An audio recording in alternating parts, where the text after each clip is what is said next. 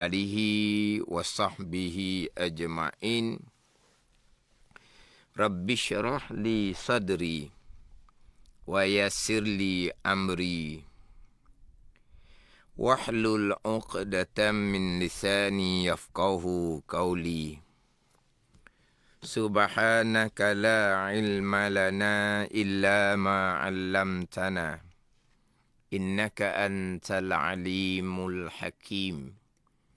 Wala hawla wala quwwata illa billahil aliyyil azim. Terima kasih kepada DJ yang bertugas dan juga terima kasih kepada penerbit Zulkifli Yusof dan sidang pendengar Salat Ad-Dinul Khalis. Mudah-mudahan kesemua kita dikurniakan oleh Allah dengan agama yang sebenar, agama yang suci, dengan akidah yang suci, akidah Ahlussunnah wal Jamaah, dengan ibadah yang sebenar-benarnya yang berlandaskan kepada ilmu, dan dengan kuasa hati yang suci beribadah semata-mata kerana Allah Subhanahu wa ta'ala. Jadi insya-Allah untuk pagi Jumaat ini saya akan menyambung pembicaraan sifat yang ketujuh daripada 20 sifat, iaitu sifat qudrah. 20 sifat yang wajib atas mukallaf mengetahui serta berpegang secara tafsil, secara terperinci. Qudrah adalah sifat yang ketujuh daripada 20 sifat. Sebelum daripada kita berpegang sifat 20 secara tafsil, secara terperinci, secara halusi, wajib atas mukallaf mengetahui serta berpegang secara ijmal, secara ringkas, secara kasar, Allah Subhanahu wa ta'ala Tuhan yang Esa, bersifat dengan sifat kesempurnaan yang tidak terhingga bilangannya. Maha suci Tuhan daripada sifat kekurangan yang tidak terhingga bilangannya. Dalil Tuhan yang Esa yang bersifat dengan sifat kesempurnaan, Tuhan yang Esa yang maha suci dari sifat kekurangan adalah ada makhluk ini. Kemudian barulah pergi kepada step yang kedua, secara tafsir, secara terperinci, sifat 20. Jadi sifat 20 ni bukan secara hafal-hafal, bukan secara rengkah-rengkah dok, kena perinci betul-betul. Jadi sekarang masuk pada sifat yang ketujuh, sifat qudrah. Allah Subhanahu wa ta'ala bersifat dengan sifat qudrah yang qadimah, qudrah yang sedia kala. Dengan sifat qudrah lah Allah Ta'ala mengadakan, menjadikan segala-gala perkara. Mustahil Allah Subhanahu wa ta'ala bersifat dengan sifat lemah, dengan bahawa ada satu perkara walaupun yang kecil sekalipun yang berlaku, tiba-tiba ianya bukan datang dari perbuatan Allah, berarti Allah Tuhan bersifat dengan sifat lemah. Mustahil sama sekali. Jadi selain daripada perincian sifat qudrah, perincian juga sifat lemah. Sifat qudrah, sifat yang wajib pada akal. Sifat lemah, sifat mustahil pada akal. Selain daripada kena tafsil, kena perinci betul-betul sifat qudrah, kena perinci juga betul-betul akan sifat lemah. Arab disebut ajzun. Qudrah bahasa Arab, ajzun lemah bahasa Arab. Jadi sifat ajzun pun kita kena faham betul-betul. Allah Subhanahu wa ta'ala yang bersifat dengan sifat qudrah menjadikan segala-gala perkara yang berlaku. Tidak terkecuali walaupun sebesar zarrah. Kalaulah, ni fardu takdir, kalaulah ada satu perbuatan yang berlaku, tiba-tiba ianya bukan perbuatan Allah Subhanahu wa ta'ala, sebaliknya perbuatan makhluk Allah. Makhluk ni, malaikah, makhluk. Jin, syaitan, makhluk. Manusia, makhluk. Ada satu perkara yang berlaku, tiba-tiba ianya bukan perbuatan Allah, sebaliknya perbuatan makhluk Allah Subhanahu wa taala. Berarti Allah Taala Tuhan yang lemah, bukan Tuhan yang bersifat kudrah. Mustahil sama sekali. Jadi pertama, kita faham betul-betul Allah yang bersifat kudrah lah yang menjadikan segala-gala perkara. Dan kena faham betul-betul, kalau ada satu perkara yang berlaku, tiba-tiba bukan perbuatan Allah, berarti Allah Ta'ala bersifat dengan sifat lemah. Mustahil sama sekali. Jadi sifat kudrah kena perinci, sifat ajzung, sifat lemah pun wajib kena perinci. Aqaidul iman yang 50, permulaan agama, mengenal Allah, mengenal Rasul. Aqaidul iman yang 50 ni perincian di dalam tu ada 20 sifat yang mustahil bagi Allah. Di dalam 50 aqaidul iman tu ada 4 sifat yang mustahil bagi Rasul. Jadi sifat yang mustahil bagi Allah 20, perinci betul-betul. Sekarang perinci sifat ajizun, sifat lemah. Sifat mustahil bagi Rasul 4 pun perinci betul-betul. Ini hak aqaidul iman yang 50 yang wajib atas mukallaf mengetahui serta berpegang akan aqaidul iman yang 50 atas jalan tafsil. Kemudian yang saya sentiasa sebut, sentiasa ulang-ulang, susunan sifat 20 yang pertama, yang kedua sampai ke 20, itu hanya susun kerana kita nak menyebut. Tanpa menyebut, bukan 20 sifat. 2 sifat pun tak dapat menyebut kalau tidak letak yang pertama yang mana, yang kedua yang mana. Jadi apabila sifat 20 ni untuk menyebut kena susun, maka ulama' menyusun penuh hikmah dia. Ulama' susun penuh hikmah dia.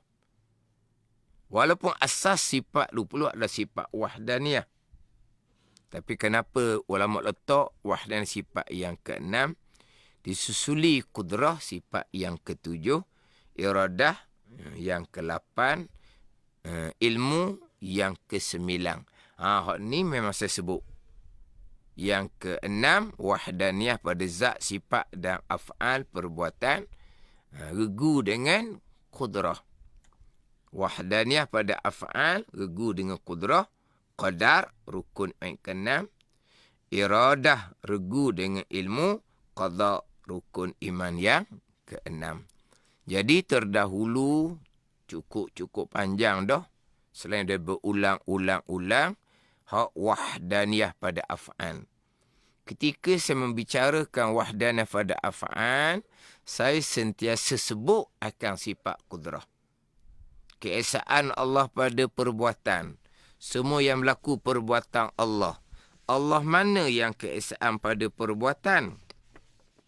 Allah yang bersifat dengan sifat kudrah. Tu. Masa tu belum lagi bicara sifat kudrah, sifat yang ke-7 ni.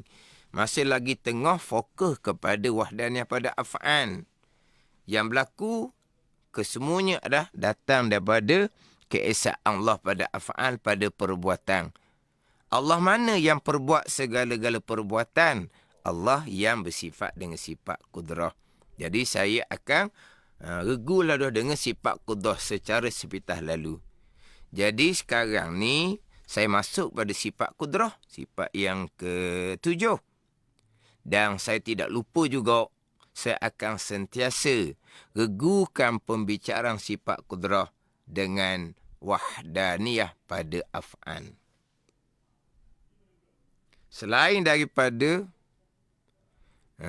pembicaraan dahulunya, sifat mustahil, lawan sifat wahdaniyah adalah berbilang. Berbilang pada af'al, dengan bahawa ada perkara yang berlaku per af'al, perbuatan makhluk. Itu mustahil sama sekali. Kalau ada berbilang pada perbuatan dengan bahawa ada perbuatan yang berlaku, tiba-tiba bukan perbuatan Allah, sebaliknya perbuatan makhluk Allah, berarti Allah lemah, mustahil sama sekali. Jadi, sebagaimana wahdanah pada perbuatan, sergu dengan kudrah, berbilang pada perbuatan dahulu pun, sergu dengan sifat ajizung, sifat lemah. Faham tak ni? Jadi, insyaAllah lah pembicaraan kudrah ni, saya akan sebut keesaan Allah pada perbuatan. Kalau ada yang berlaku bukan perbuatan Allah, berarti Allah lemah. Mustahil sama sekali, berarti berbilang pada perbuatan, mensyirikkan Allah pada perbuatan itu. Saya akan sentiasa regu antara kudrah dengan wahdanah pada af'al. Sekarang bicara kudrah. Dahulu ketika bicara wahdanah pada af'al, saya sentiasa regu kepada sifat kudrah Allah Subhanahu wa ta'ala. Tapi susunan sifat 20 tadi inilah penuh dengan barakah, penuh dengan hikmah susunan daripada ulama, wahdaniyah, kudrah, iradah dan ilmu. Jadi Allah Subhanahu wa ta'ala yang bersifat dengan sifat kudrah. Jadi kudrah, sifat yang qadimah, sifat yang sedia kala yang ada pada zat Allah Subhanahu wa ta'ala. Dengan sifat kudrah, Allah Ta'ala mengada dan meniadakan. Kudrah, sifat yang qadimah. Sebab, jangan lupalah, ketika bicara wahdaniyah pada perbuatan, berbilang pada perbuatan, saya sebut berkaitan dengan kudrah yang hadisah.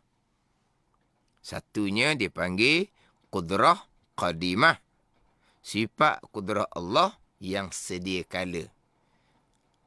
Kemudian, saya disebut kudrah hadisah. Kudrah hadisah. Hadisah ni baharu.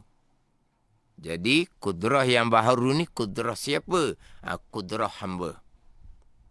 Kudrah hamba yang Allah jadikan pada diri hamba, sifat kudrah yang kita panggil kekuatan ataupun kuasa. Kudrah tu dia panggil kudrah hadisah. Kudrah yang baharu. Sekarang bicara kudrah yang qadimah, kudrah yang sedia kala, yang ada pada zat Allah Subhanahu wa ta'ala. Walaupun kita hamba ni ada kudrah hadisah, kita sebagai hamba makhluk lemah. Kudrah yang hadisah pun makhluk lemah. Yang menjadikan segala-gala tetap balik kepada Allah Subhanahu wa ta'ala, yang menjadikan segala-gala dengan sifat kudrah. Bila sebut Allah Ta'ala menjadikan dengan sifat kudrah ni sidang pendengar, kudrah ni bukan sebagai alat bagi Allah untuk mengadakan sesuatu perkara. Kudrah sifat daripada zat Allah. Dengan sifat kudrah, Allah Ta'ala mengada dan meniadakan. Cuma nak jaga tadilah, takut dengan sifat kudrah. Dengan sifat kudrah, seolah-olahnya kudrah menjadi alat kepada Allah untuk mengadakan. Bukan. Kudrah adalah sifat yang sedia kala, yang ada pada zat Allah. Dengan sifat kudrah, Allah Ta'ala mengada dan meniadakan segala-gala perkara, tidak terkecuali walaupun sebesar zarah.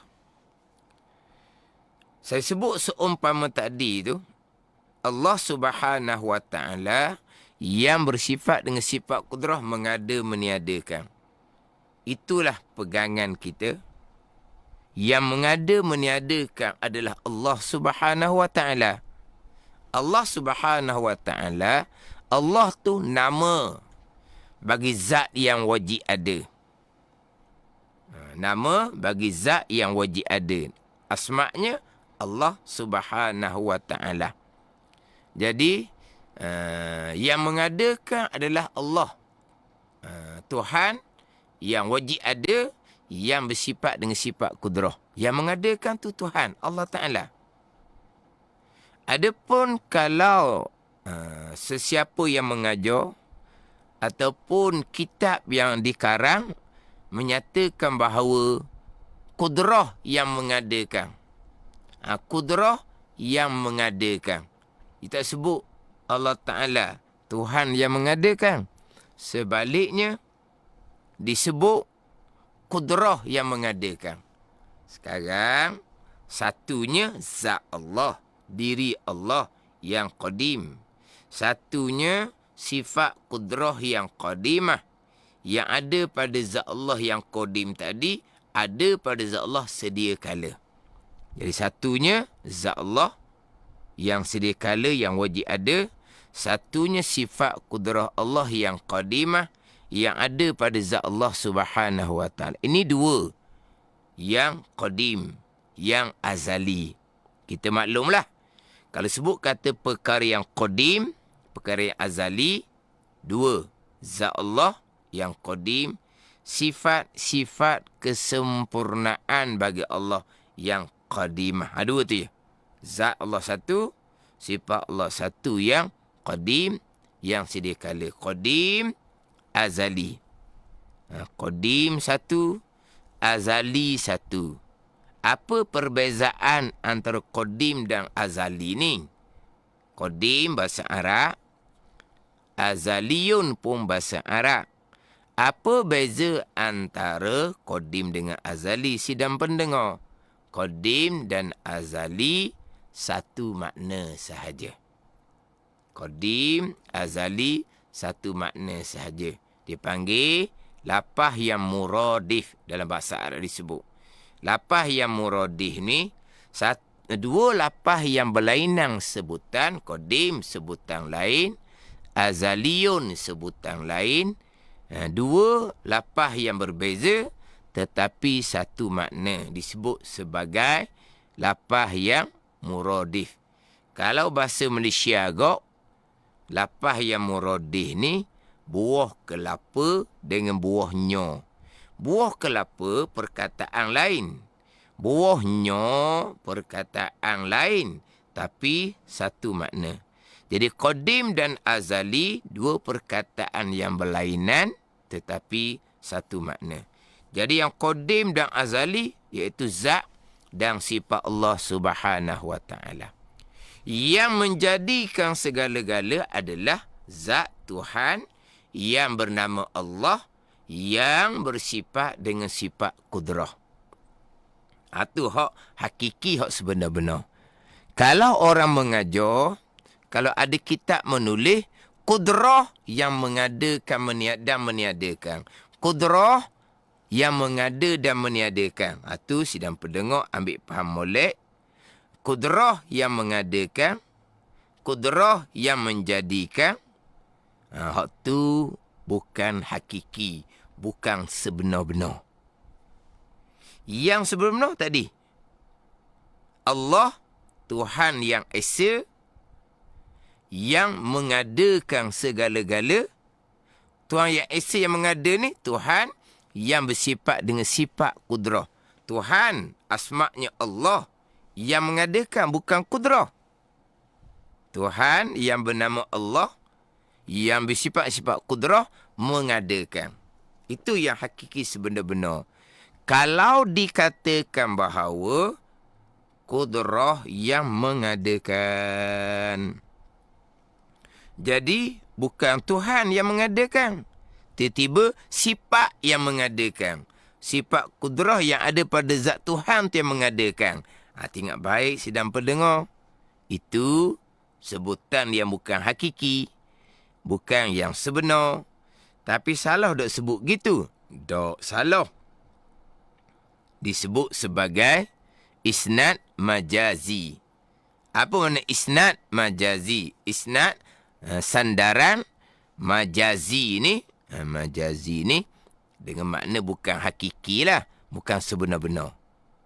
Sebab yang hakiki sebenar-benar bukan kudrah yang mengadakan.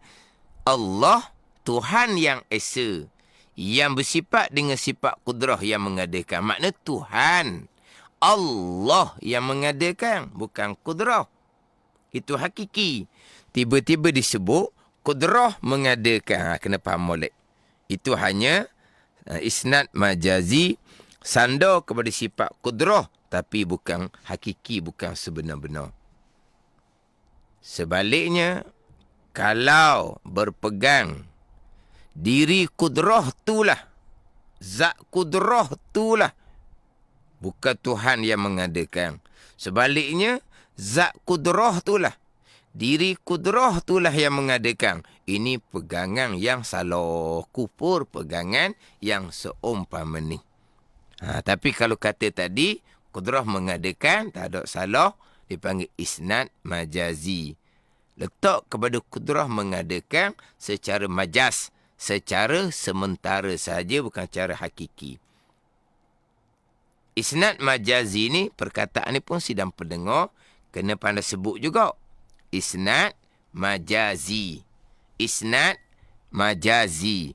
Sidang pendengar kena pandai sebut bahasa Arab ni. Bahasa Melayunya apa? Isnad majazi.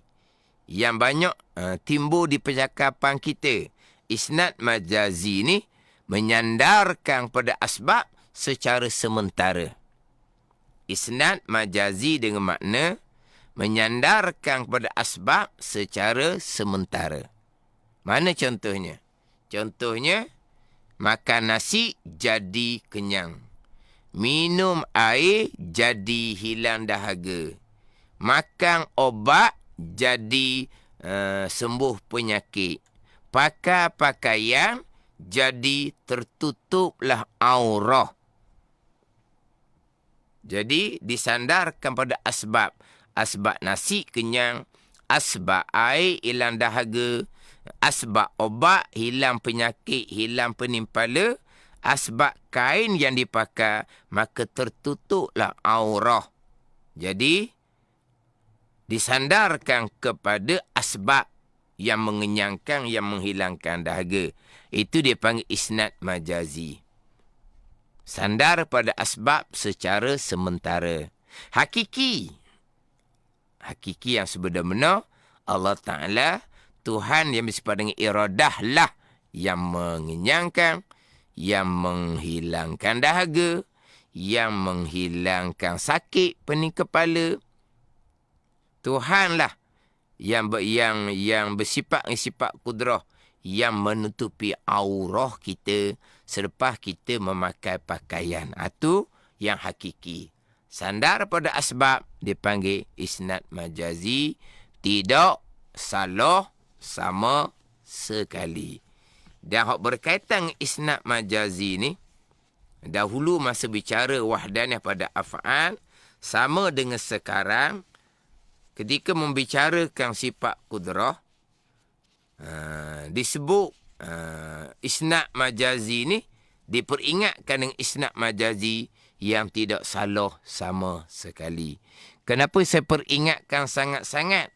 Kerana dahulu di tempat kita ada pengajaran yang salah, yang mana kalau seseorang Muslim yang bercakap asbab, terus dikatakan kafir, terus dikatakan syirik, sangat-sangat tak betul. Mengkafirkan orang mukmin, kafir pada diri sendiri. Mensyirikkan akan orang yang mentauhidkan Allah, kesyirikan akan kembali pada diri sendiri. Itu bercakap nasi itu, makan, kena selera molek, menambah, jadi kenyang. Tak ada salah tu. Sebab dalam Quran pun banyak menyandar kepada asbab. Dalam hadis Nabi pun banyak menyandarkan pada asbab. Begitulah perkataan percakapan harian kita pun sama, disandar pada asbab. Tidak salah sidang pendengar. Nanti saya akan datangkanlah contoh ayat Al-Quran, contoh hadis yang disandarkan pada asbab. Tapi saya nak fokus kepada percakapan harian kita. Menyandar kepada asbab, tidak salah. Panah, terik, molek, jemur kain yang tebal, sekejap je kering walaupun kain tebal. Angin kuat sangat-sangat, habis terbang benda-benda yang ringan. Sama je. Yang hakikinya, yang hakikinya balik kepada perbuatan Allah lah. Kering kain tebal yang dijemur, bukan matahari yang mengeringkan. Ni, perbuatan Allah yang bersifat dengan sifat kudrah, keesaan Allah pada perbuatan, yang menerbangkan benda-benda yang ringan, yang zahirnya ditiup oleh angin, yang menerbangkan barang-barang ringan, semua itu datang daripada perbuatan Allah Subhanahu wa ta'ala yang bersifat dengan sifat kudrah, keesaan pada af'al, wahdaniyah pada af'al. Dalam kitab pun sama, kitab fiqh pun sama, semuanya menyandar kepada asbab. Tak usah duk using lah. Kelas saing, sandar pada asbab sepenuhnya. Tak ada apa-apa pun. Pegangan macam mana? Pegangan tu awal-awal. Sebelum anak balik, kita ibu bapa kena tekan dah bab pegangan mengenal Allah Subhanahu wa ta'ala. Sekarang bicara sifat kudrah. Kalau ibu bapa tak mampu nak mengajar kepada anak mengenal Allah, ni ambil peluang bolehlah ni sidang pendengar. Salah ad-dinul khalih ni nak membicarakan aqaidul iman yang 50, nak membicarakan permulaan agama, mengenal Allah Subhanahu wa ta'ala dan mengenal Rasulullah sallallahu alaihi wasallam.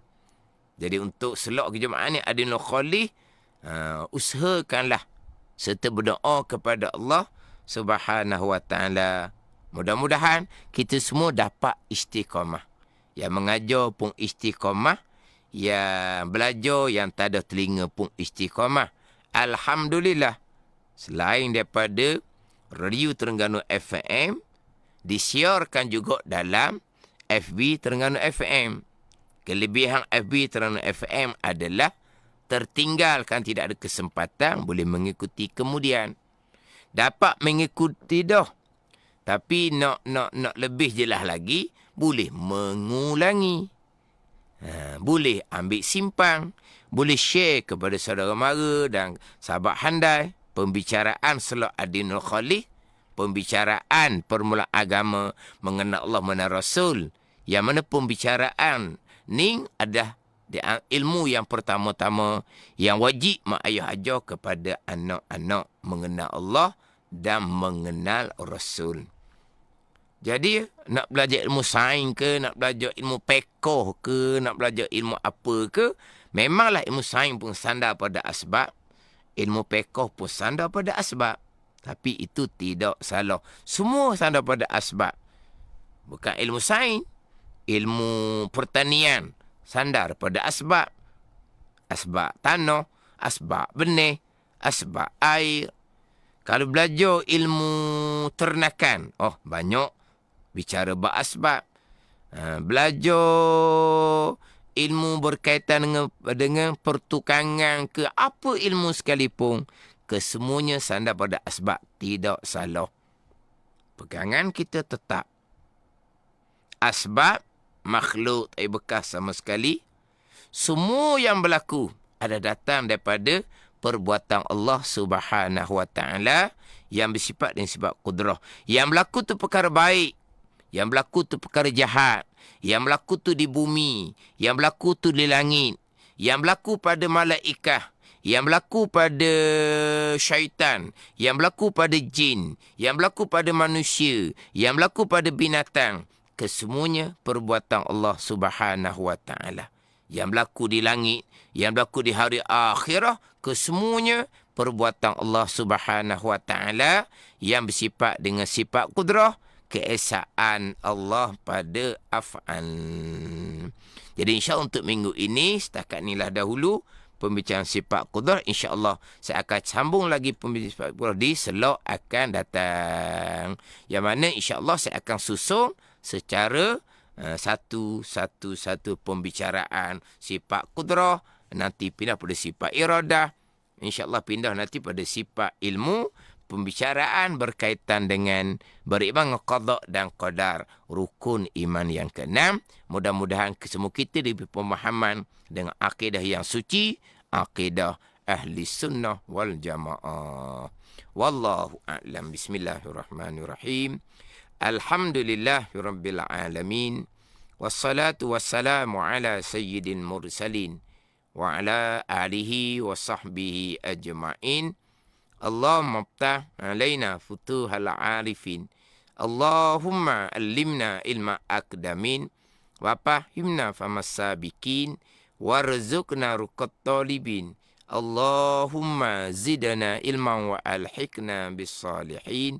Wa sallallahu ala sayyidina Muhammadin wa ala alihi wa sahbihi wa sallam. Walhamdulillahi rabbil alamin.